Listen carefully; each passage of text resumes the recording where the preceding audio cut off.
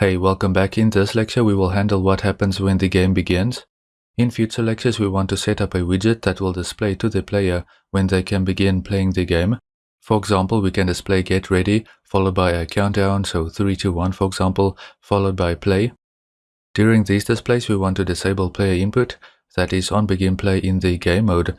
We will disable player input for the pawn, and we do not want the apple tree to spawn apples nor execute its redirection logic within that time frame as well.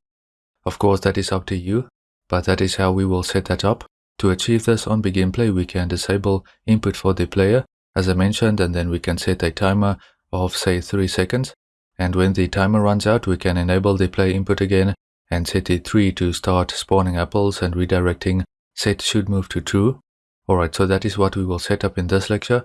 Let's begin.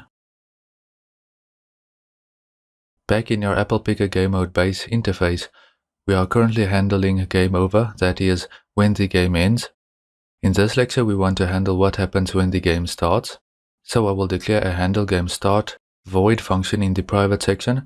Since we won't be calling this in the blueprint graph, this can be private. This function won't have any parameters. We also want a variable for the delay in seconds before we call the handle game start. So I will create a float called game start delay, which I will initialize to 3. I will decorate that with the uProperty macro, and I will actually copy and paste an existing one here. Quick actions and refactorings, and create a definition for the handle game start function. Promote that to document or just navigate to the implementation. Remember that in the begin play function we assign to this basket. You may think, okay, we can move this out into the handle game start function now, but I actually won't do that, since remember we want to disable input on that. As I mentioned, when the game starts, we will have a countdown timer, and during that time we don't want the player to move the paddle around. So if we have the basket, then disable input on that pawn, and we pass in null pointer. The pawn will now stop receiving input from all player controllers.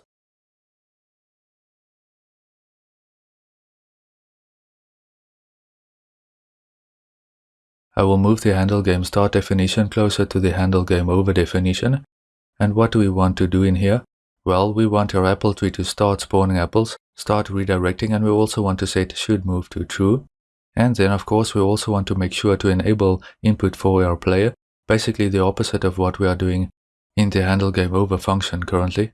Of course we don't have the appropriate function set up in the treebase class yet, so I will open up those files.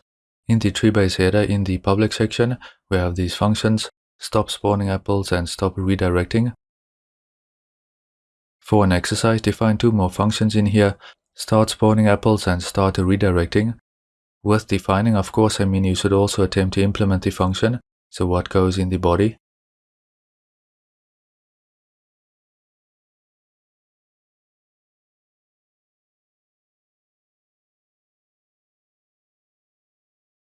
To begin, I will duplicate these functions and rename those functions to start spawning apples and start redirecting. Of course, we already have the should move function set up. We can just pass in a boolean. You could also try and set up a single function for each one of these that takes in a boolean, and then you'll have to do some checks in the implementations. I don't feel like this is necessary, so I'm declaring separate functions for these. We want to start or stop spawning apples, and we want to start or stop redirecting. In the constructor, I will make sure to set the should move boolean to false, since we don't want the tree to begin moving until we handle game start. So this will mean that on begin play the tree will not move. We will actually have to call handle game start and then set that should move to true. Again, this will depend on what you want. This is just a demonstration. Maybe you prefer that the tree should move until it is time for us to start playing, and then maybe start spawning apples a second or so later. I will define the start spawning apples close to the stop spawning apples, and what should go in the body of the start spawning apples function. Remember that in the begin play function, we set these timers. Of course, now we can set those timers in the appropriate functions instead of on begin play. The one here with the apple spawn timer calls the spawn apple function, so let's cut that out and paste that in the start spawning apples function. For readability, I will change this invocation by pressing enter each time right before a comma. We should get this sort of indentation now. This is much easier to read. We don't have to scroll right. Of course, we also do this with constructors.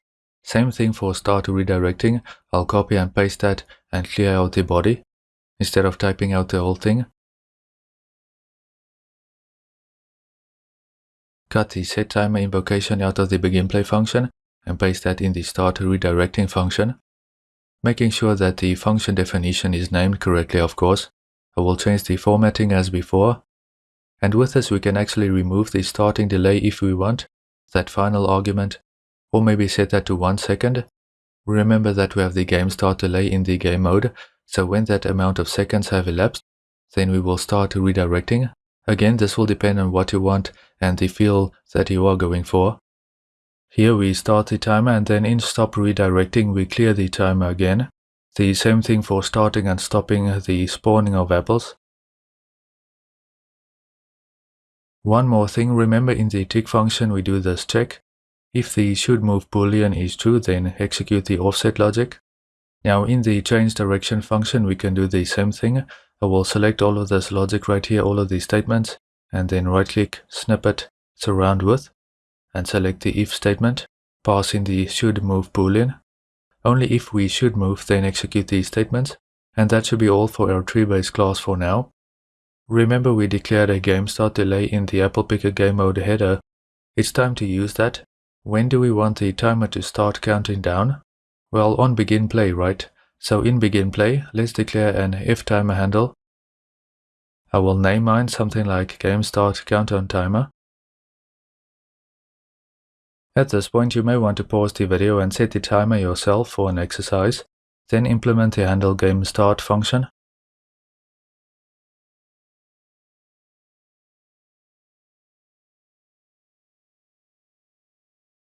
Alright, I'll continue on here. We get the timer manager and set timer. Pass in our game start countdown timer. This and then the callback, which will be our handle game start function. Remember that you can always copy and paste that, especially if you have long identifiers, as we have here for example, and that can also get confusing with the additional A that Epic generates by default, because this game mode is also an actor.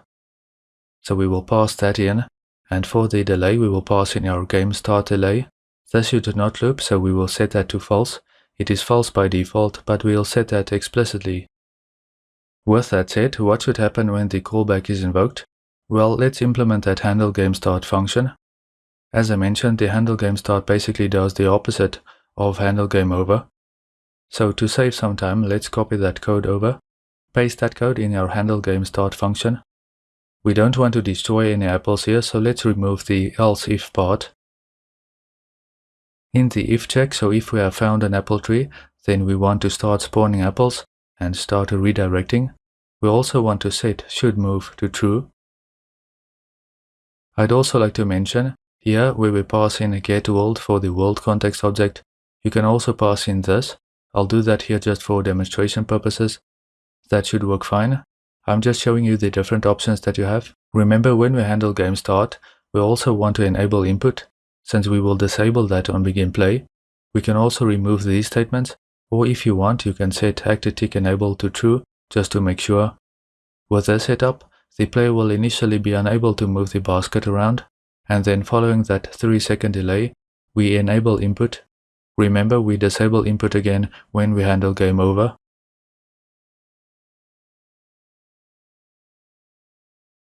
So for a quick recap, in your game mode on begin play, we get a reference to the first player's pawn, and we disable input on that. Then we set a timer following which we will enable input for the player, and also start spawning apples, start moving, and redirecting on all found trees. Let's build and run to test that out.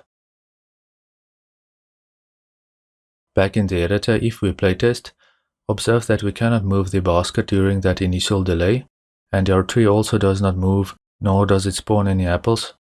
Again, you may want to change this so that the tree moves but does not spawn any apples during that initial countdown timer. This is up to you. You may also want to set up additional output logs that will print out when begin play happens and then also when game start happens.